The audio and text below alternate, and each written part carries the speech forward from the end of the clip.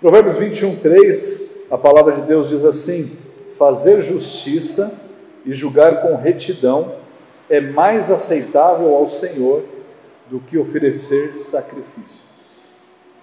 Vamos orar?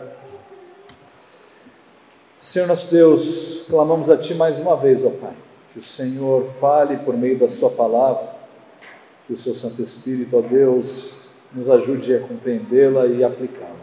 Em nome de Cristo, nós oramos. Amém.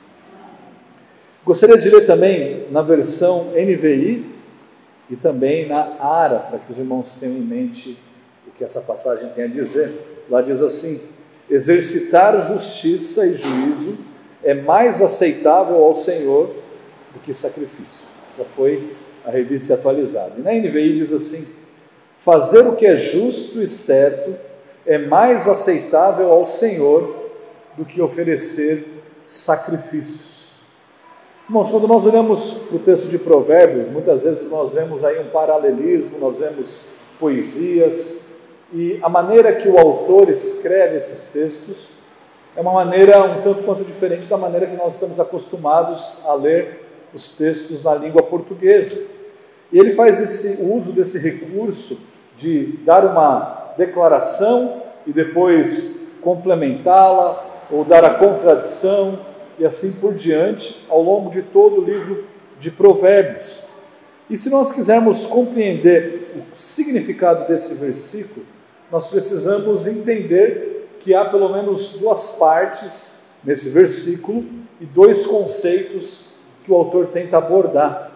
Ele primeiro diz sobre os sacrifícios e o que significa exercitar justiça e juízo. Então, nós vamos olhar justamente para essas duas declarações, esses dois conceitos, e depois aplicá-los na nossa vida. Em primeiro lugar, ele trata então dos sacrifícios.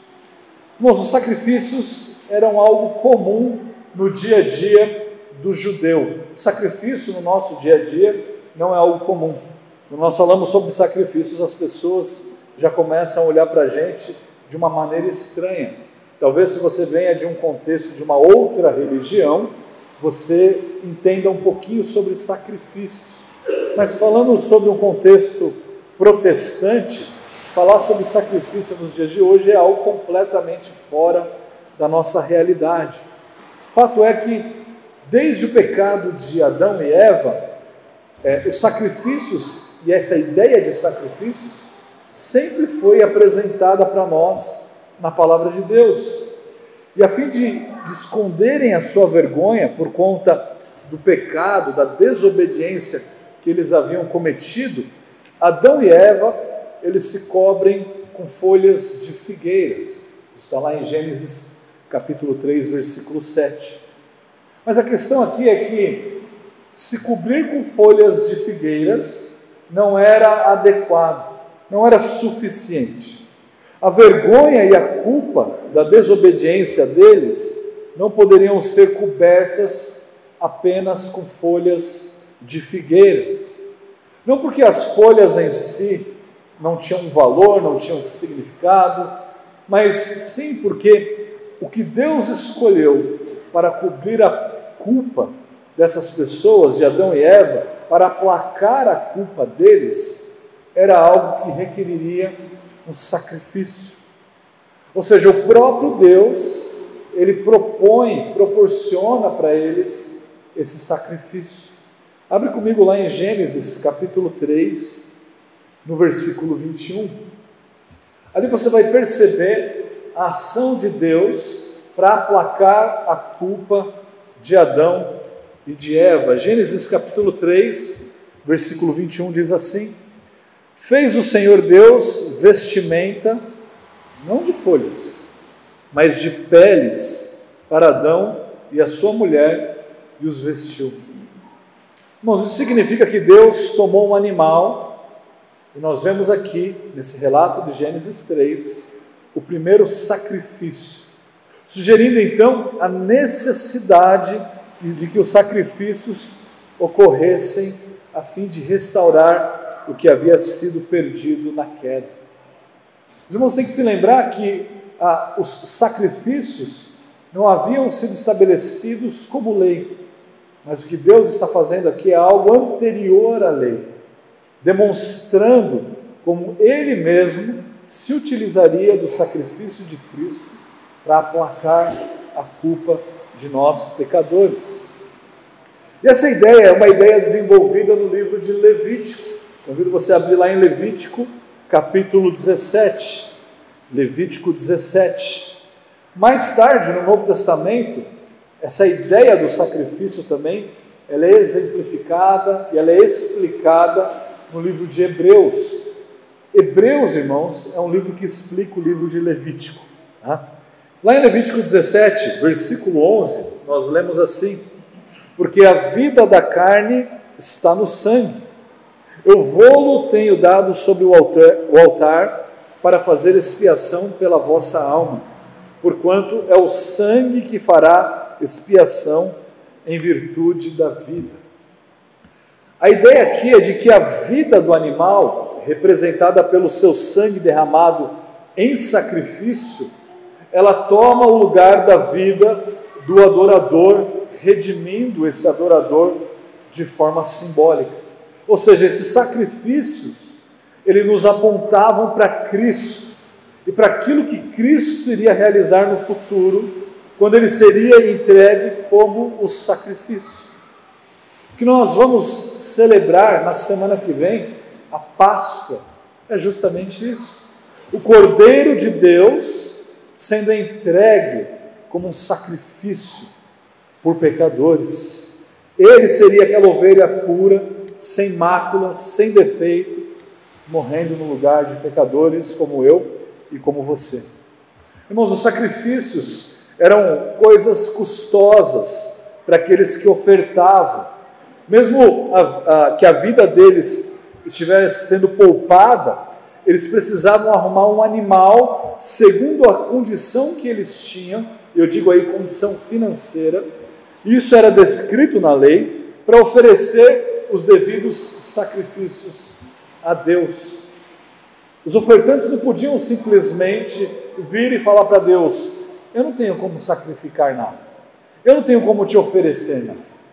Mas no Antigo Testamento eles deveriam, segundo a lei, escolher animais segundo a situação de cada um, ou seja, não havia desculpa para eles. Irmãos, os sacrifícios também eram algo visível a todas as pessoas. Eles serviam como uma demonstração externa de certo cumprimento da lei de Deus. E aí que o nosso coração começa a nos enganar. Eu sei muito bem que nós, não como os judeus do Antigo Testamento, nós não oferecemos sacrifícios.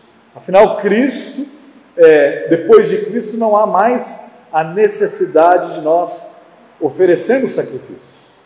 O sacrifício de Cristo foi aquele sacrifício último, supremo, e todos que estão debaixo desse sacrifício têm os seus pecados perdoados, e o sangue de Cristo nos purifica.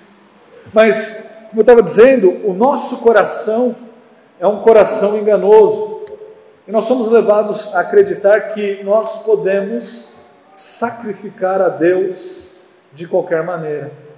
Nós achamos que, por meio do nosso braço forte, dos nossos recursos, da nossa capacidade intelectual, das pessoas que nós conhecemos, do nosso status, nós podemos sacrificar a Deus da maneira que bem nos entende. O ponto é que os sacrifícios, eles poderiam também ser oferecidos de uma forma não legítima. É isso que eu gostaria de enfatizar.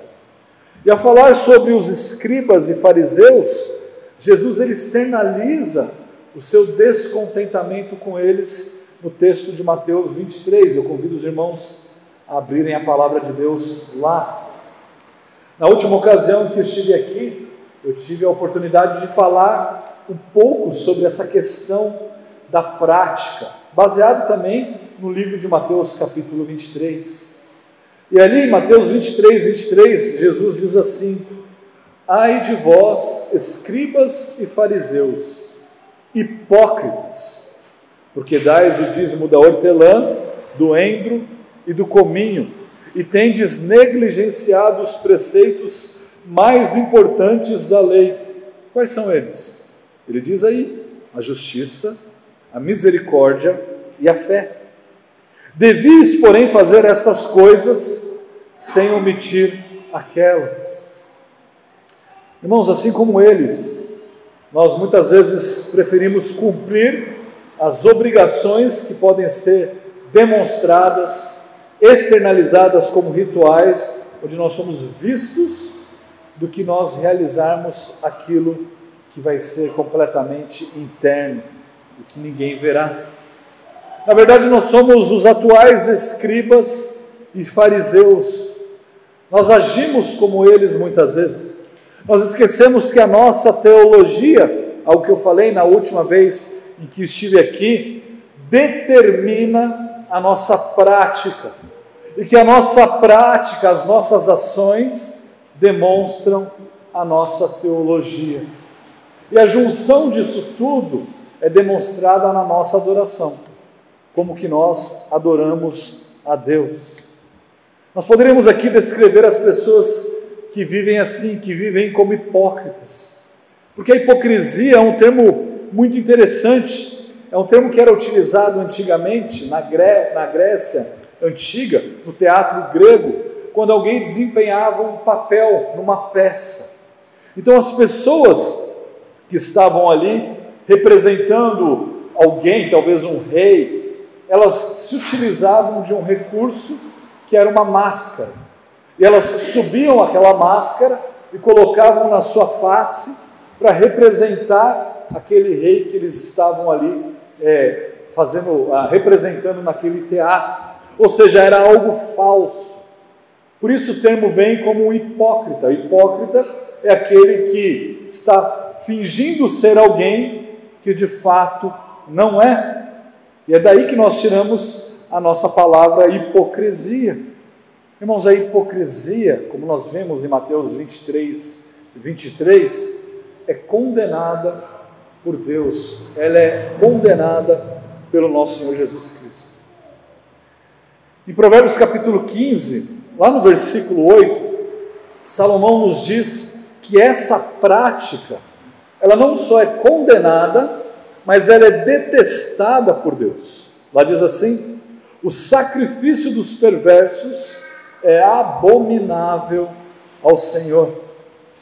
E Salomão acrescenta no capítulo 21, versículo 27, o seguinte: o sacrifício dos perversos já é abominação, quanto mais oferecendo com intenção maligna. Irmãos, nós fazemos isso muitas vezes. Nós vivemos de uma maneira, nos apresentamos dessa maneira, afinal, aqui na igreja, todo mundo é cheiroso, todo mundo é bonito, todo mundo é arrumado, todo mundo é santo, todo mundo faz uma oração bela, todo mundo contribui, mas o nosso coração muitas vezes está distante de Deus. Nós fingimos muito bem, mas nós não vivemos o cristianismo puro e o cristianismo verdadeiro. O profeta Isaías também demonstra a insatisfação de Deus para com essa prática. Convido os irmãos a abrirem lá em Isaías capítulo 1, a partir do versículo 11. Isaías 1, versículo 11 até o versículo 13. Olha só o que o profeta diz ali quanto a essa prática da hipocrisia. De que me serve, ou de que me serve a mim a multidão dos vossos sacrifícios, diz o Senhor. Estou farto dos holocaustos de carneiros e da gordura de animais cevados, e não me agrado do sangue de novilhos, nem de cordeiros, nem de bodes.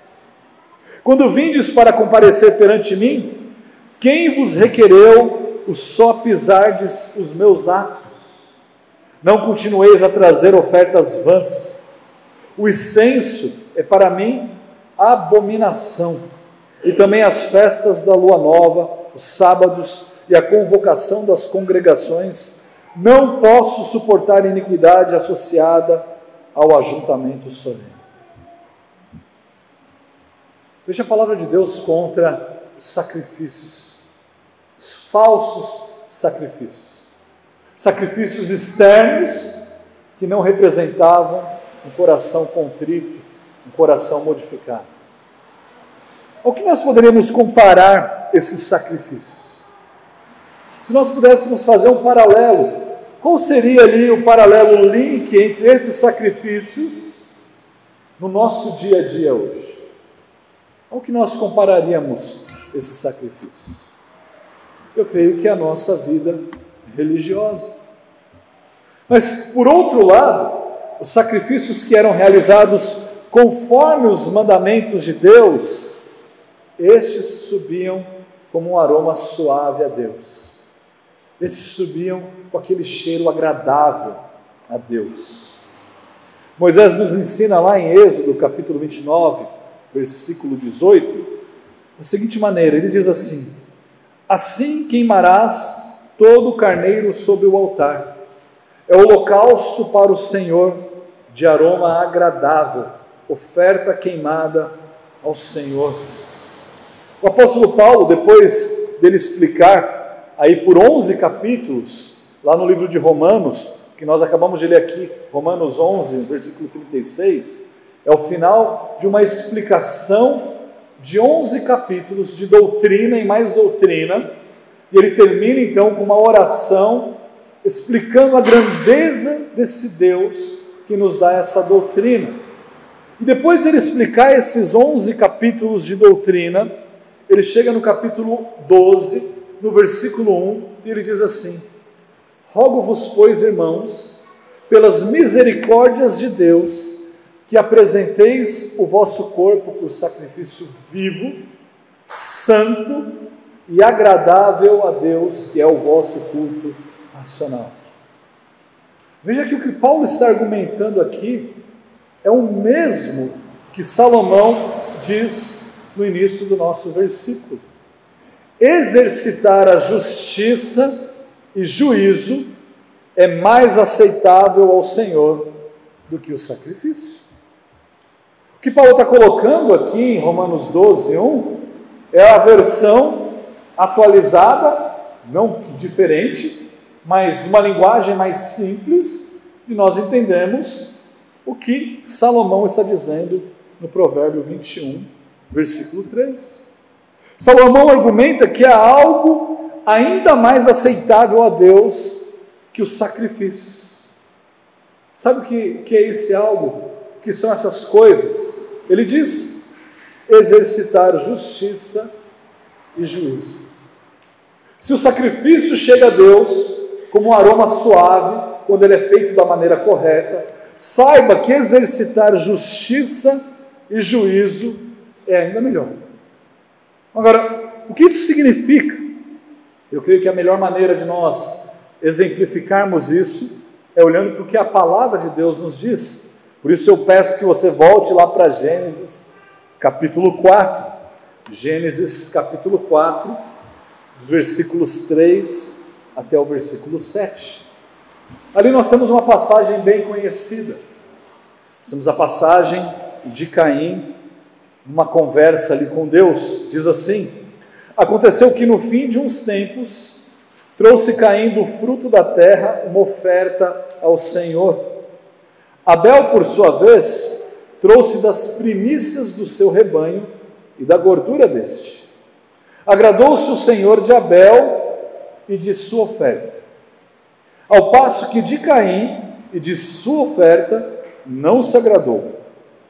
Irou-se, pois, sobremaneira Caim, e descaiu-lhe o semblante. Então lhe disse o Senhor: por que andas irado? E por que descaiu o teu semblante? Se procederes bem, não é certo que serás aceito? Se todavia procederes mal, eis que o pecado jaz à porta. O seu desejo será contra ti, mas a ti cumpre dominá-lo. Irmãos, Deus, Ele não se vê insatisfeito com a oferta de Caim apenas, e por ela ser um determinado tipo de oferta. Deus, Ele não precisa de absolutamente nada. Deus é o dono de todas as coisas. Deus é o Criador de todas as coisas. O ponto aqui é que antes de Deus receber a oferta, ele precisa aceitar o ofertante. Não pode existir um abismo entre a vida do ofertante e a sua oferta.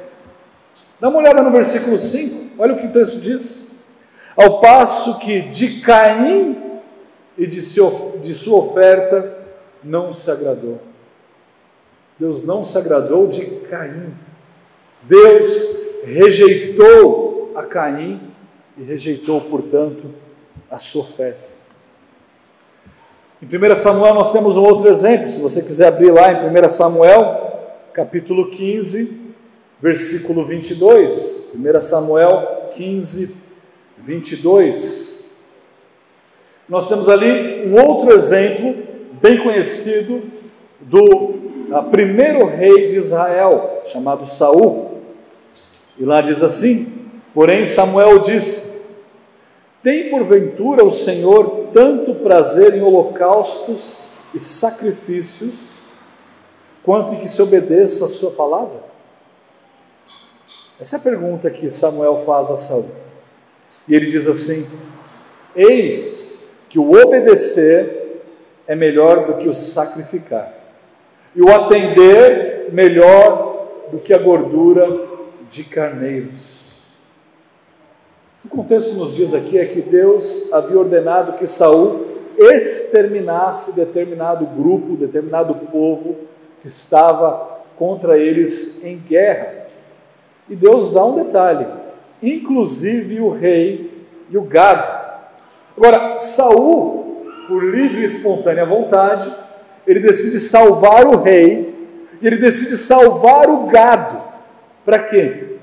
Para que ele pudesse oferecer aquele gado como um sacrifício a Deus. Então Samuel argumenta: tem porventura o Senhor tanto prazer em holocaustos e sacrifícios, quanto em que se obedeça a sua palavra? Percebe, irmãos?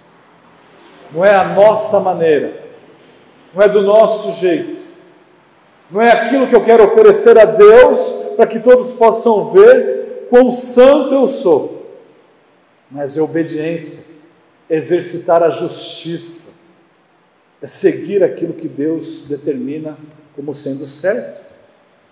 Deixa eu me dar aqui o terceiro exemplo, que talvez nos ajude a entender o que isso significa. Abre comigo lá agora em Mateus capítulo 12, Mateus 12, de 1 a 8. Mateus 12, de 1 a 8. A palavra de Deus diz assim: por aquele tempo, e aí vem uma explicação importante, em dia de sábado, passou Jesus pelas searas. Ora, estando os seus discípulos com fome, entraram a colher espigas e a comer. Os fariseus, porém, vendo isso, disseram-lhe: eis que os teus discípulos fazem o que não é lícito fazer em dia de sábado. Mas Jesus lhes disse: não lestes o que fez Davi, quando ele e os seus companheiros tiveram fome?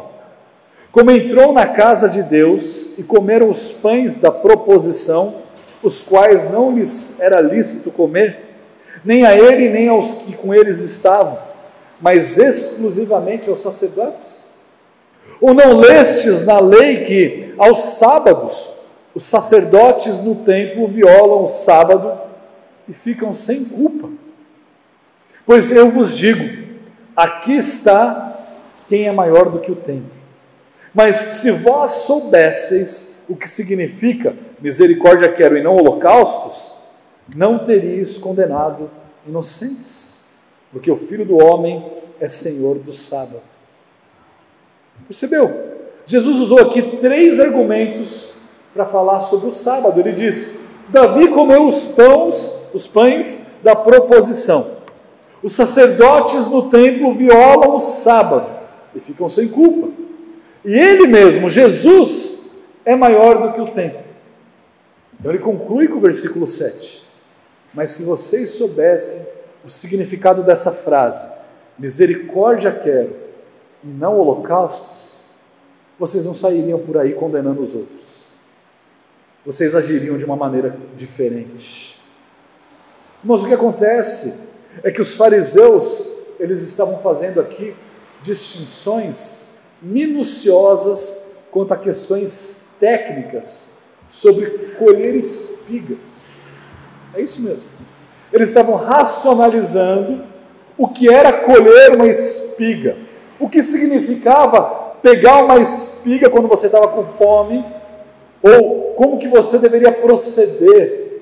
Eles estavam falhando em compreender a compaixão pelas necessidades básicas que as pessoas tinham, e nesse caso, os discípulos estavam com fome. Mas o que eles estavam fazendo era se focar naqueles sacrifícios, naquilo que era externalizado, naquilo que a lei dizia. O problema é que eles não se lembravam do que a outra parte da lei dizia. Eles olhavam para uma parte e se esqueciam de outra.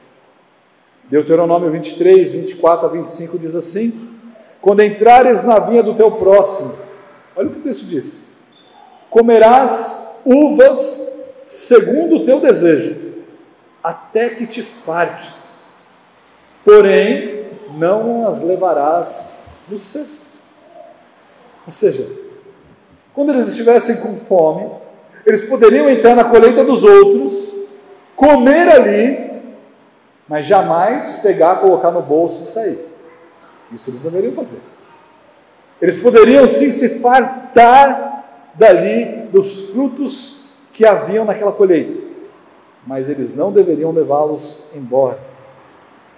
Então o que Jesus faz é lembrá-los da palavra de Oséias, capítulo 6:6.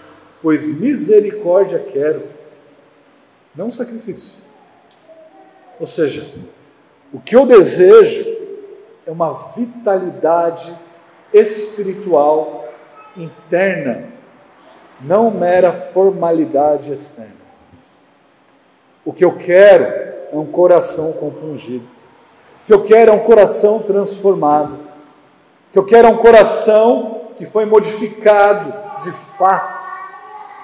Não simplesmente uma demonstração para aqueles que vivem ao meu redor da minha falsa santidade, da minha falsa busca por um Deus. Talvez se nós pudéssemos aqui nos lembrar da parábola do semeador, esse tipo de gente que vive de forma externa, mas não teve uma transformação, são aqueles 3 primeiros tipos de semente. Lembre-se que somente o último tipo é aquele que dá frutos. Aquele que dá fruto é aquele que de fato foi transformado. Seriam esses 3 exemplos aqui uma clara demonstração do que nós fazemos no nosso dia a dia. Irmãos, muitas vezes nós preferimos oferecer sacrifícios a Deus do que obedecer a Deus.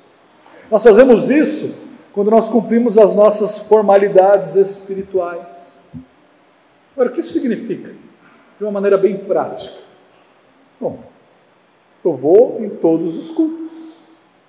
Se o pastor Saor falar assim, que nós temos culto de manhã e de tarde e de quarta-feira, eu estou lá. Se nós tivermos o grupo de homens se reunindo, pode contar comigo, eu vou estar lá. Se tiver o grupo de mulheres, pode ter certeza que eu vou estar lá. Não, e mais, não precisa nem ter comida, gente. Eu vou estar lá, porque eu sou crente. Eu vou estar sempre presente quando as portas da igreja estiverem abertas. E nós começamos a viver de uma maneira em que, na verdade, o que nós queremos é demonstrar a nossa espiritualidade. Assim como aquelas pessoas que estão passando aí, ou tendo o privilégio de estar em alguns locais, conhecerem algumas pessoas, viajarem, gostam de demonstrar para o mundo no clique. Olha como eu sou feliz. Olha como eu pude viajar o mundo. Olha a minha vida como é maravilhosa. Nós fazemos isso com a nossa religião.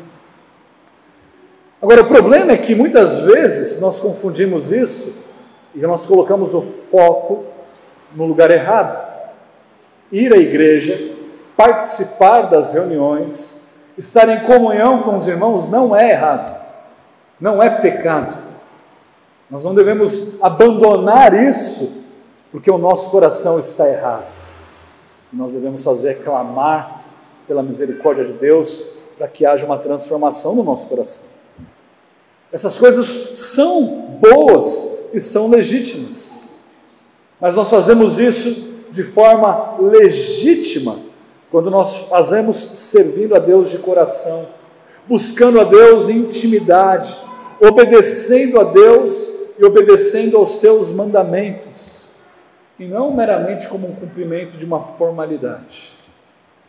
É interessante que hoje em dia nós conseguimos facilmente confundir cristãos genuínos com conservadores. Diego falou que eu sou diretor da Escola Trinitas, Escola Cristã Clássica lá em São Bernardo do Campo. Mais ou menos 1 ano e meio atrás, nós recebemos uma família que veio nos visitar. Essa família chegou, marcou uma reunião, que ela queria conhecer a escola para colocar a sua filha. E esse casal veio muito empolgado, no final de 1 ano, eu apresentei a escola para eles. A primeira pergunta que eu faço é a seguinte: como é que você conheceu a escola? Por que meio? Eles dizem, pela internet, ou um casal de amigos da minha igreja me apresentou e falou sobre vocês. Eu já sei, olha, é cristão, ou não sei se é cristão. Segunda pergunta que eu faço é a seguinte: vocês são cristãos também? E aí eu pego as pessoas no pulo. Uma delas estava ali visitando a escola, eram a mãe e a avó. Eu me lembro até hoje, porque elas tinham assim um parecer meio zen, né? Elas não se encaixavam muito no padrão dos pais dos nossos alunos ali. Eu achei estranho, né? Essas duas pessoas quererem conhecer a nossa escola. E elas foram lá e falaram assim: sim, e a outra, não. Mas uma olhando para a outra, porque elas nunca esperavam essa pergunta. E esse casal, eles também disseram: sim, nós somos o quê? Somos católicos. E aí, ao longo daquela conversa, mais ou menos 1 hora de conversa, logo eu percebi que eles não eram nem católicos, nem nada. Na verdade, o que eles eram conservadores. E eles acabaram conhecendo a nossa escola por serem conservadores e permaneceram ali.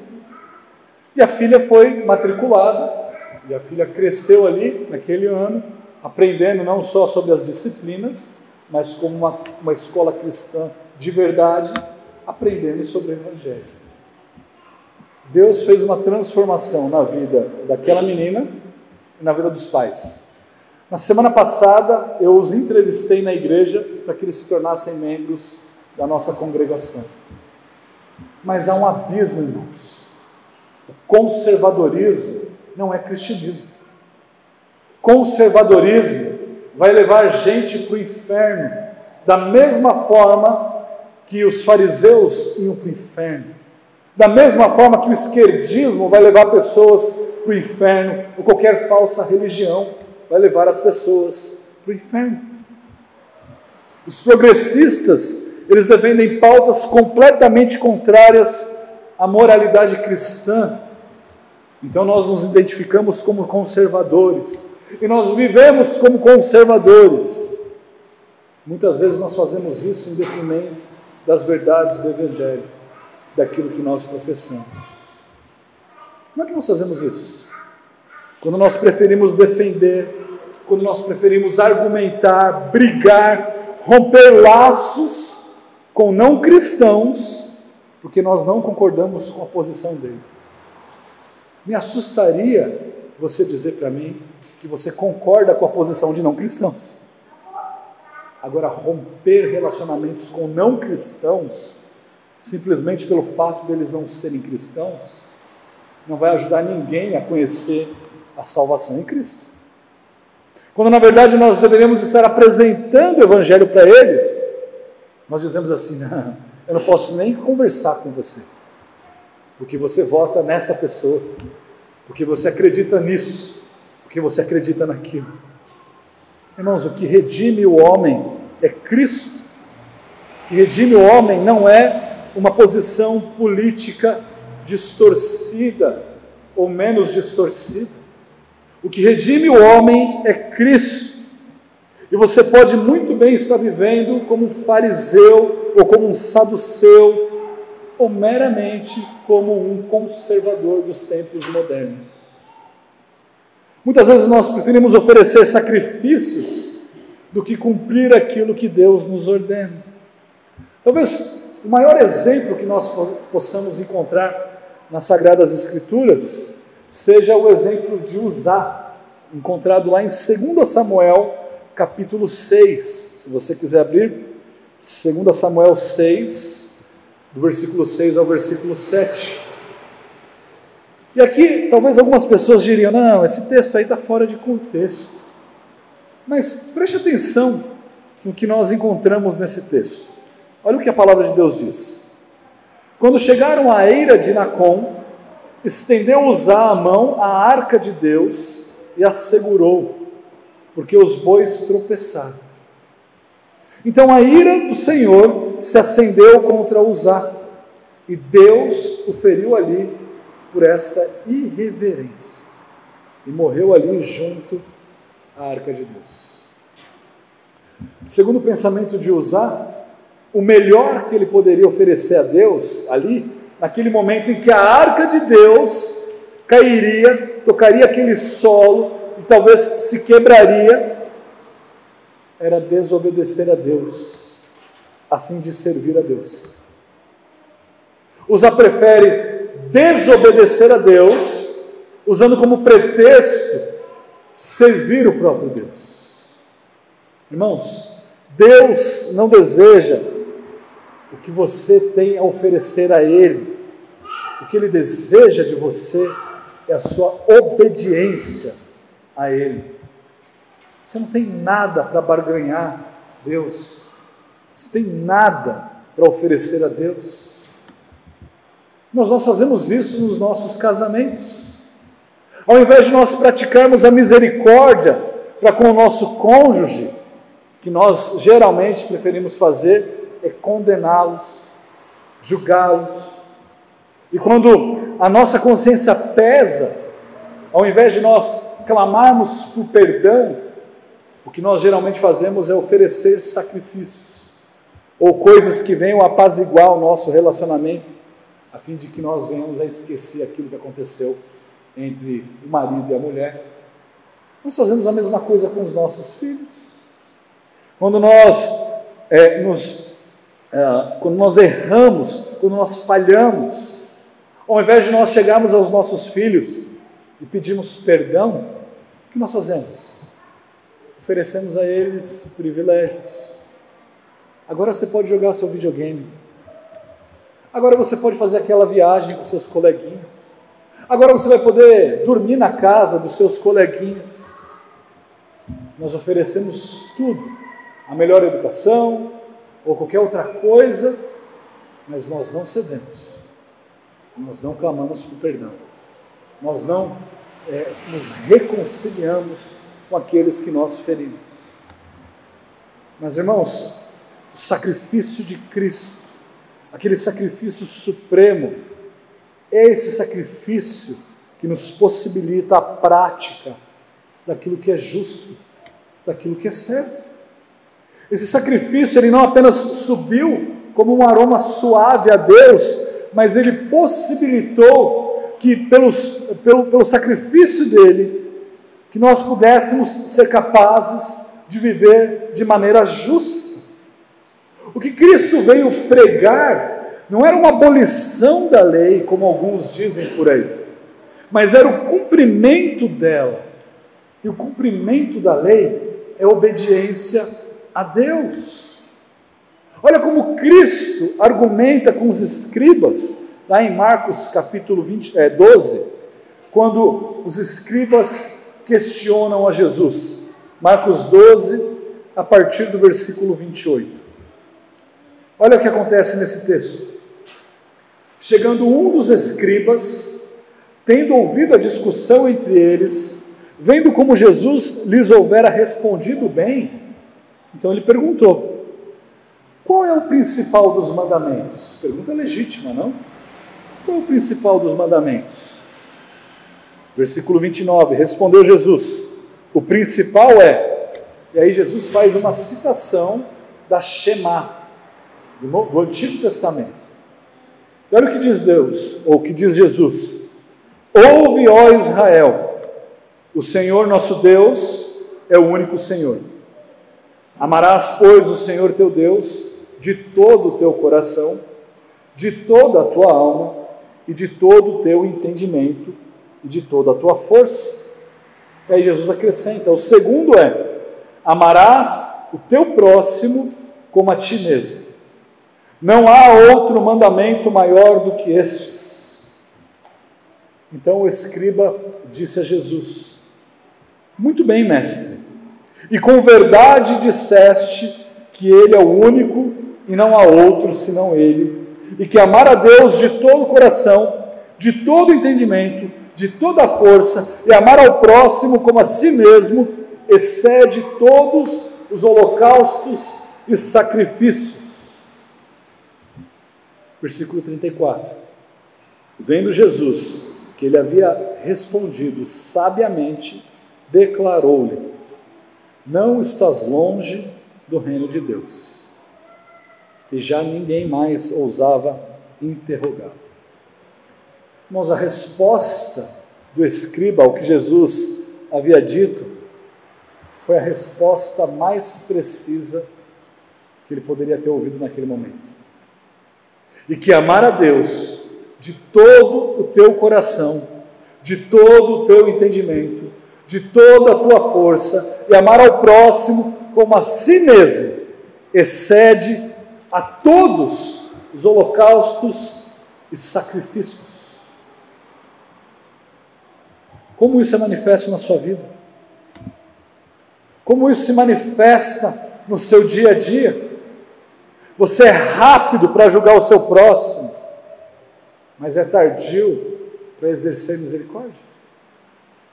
Lembre-se de que Deus fez, de como Deus fez com você todas as vezes que você pecou contra Ele. Você é demasiadamente justo para com os outros, mas é completamente leniente consigo mesmo. Lembre-se, irmãos, lembre-se desse versículo que o autor Salomão diz, nós estamos estudando o 21:3.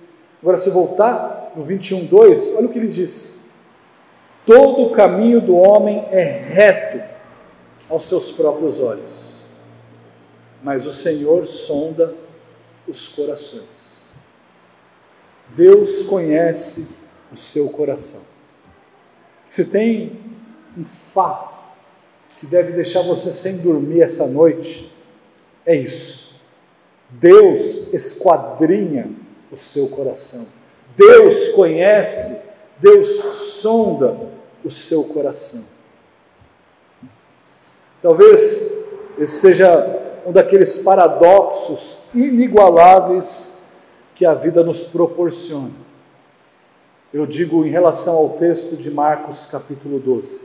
Eu creio que eu nunca tenha terminado aqui uma mensagem desafiando os ouvintes a se atentarem às palavras de um saduceu.